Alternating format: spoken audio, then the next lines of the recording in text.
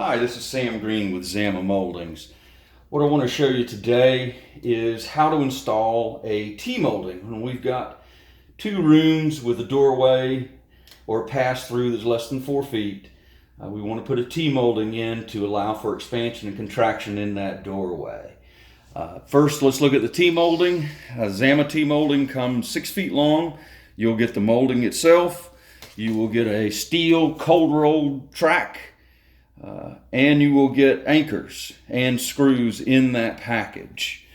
The tools that we're going to need, we're going to use a drill with a Phillips driver. I like to use just a rubber mallet to seat the molding once I have it cut down and into the track. You may need a hammer for whatever reason. Something else, I've always got my knives handy that I carry with me all the time. And what we want to do is, I want to look at something. I want to give you some extra tips more than just the basics that'll help you. This particular plank is a full plank. It started with the tongue side out. The tongue isn't going to matter for much, as it doesn't extend out much beyond the decorative face.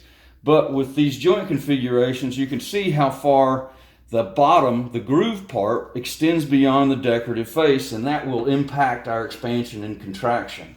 For this, since this was just that small tongue, I took my knife and I just cut that tongue off all the way down just to give me that little extra expansion.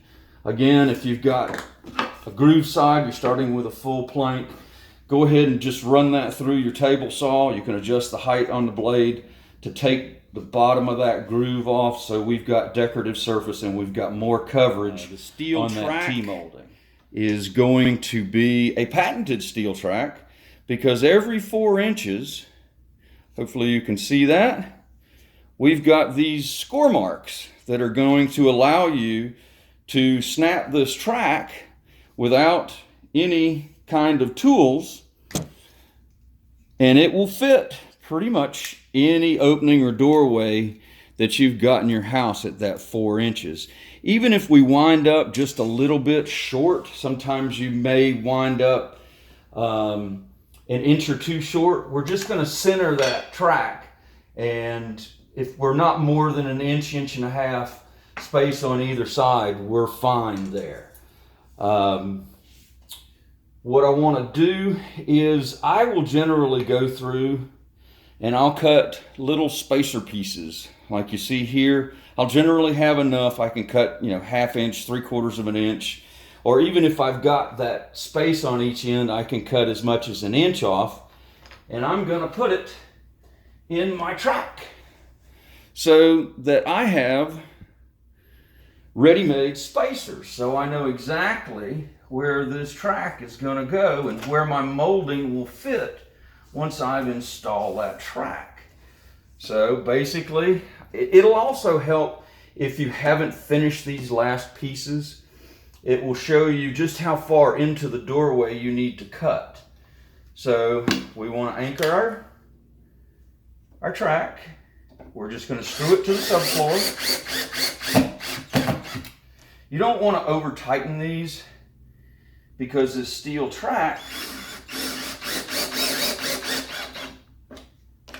will close up and make it difficult to install the molding itself when I get to that point. So I've got my pieces in. I will take a screwdriver or something of that nature and pop these scrap pieces out. Make sure that if that happens, which I had just a little bit of the core material come off, because the construction of these tracks is such that they grip the molding very tightly, as you can see.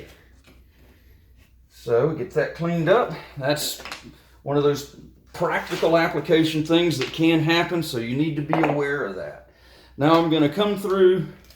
I will measure my opening, and transfer that to my piece of molding.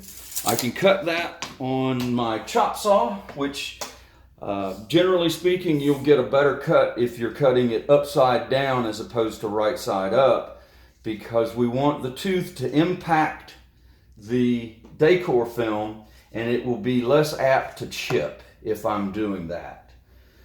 So once I've got that installed, I know where it's going. I know where everything is going to hit because I've had my spacers in there that were giving me exact locations for the product.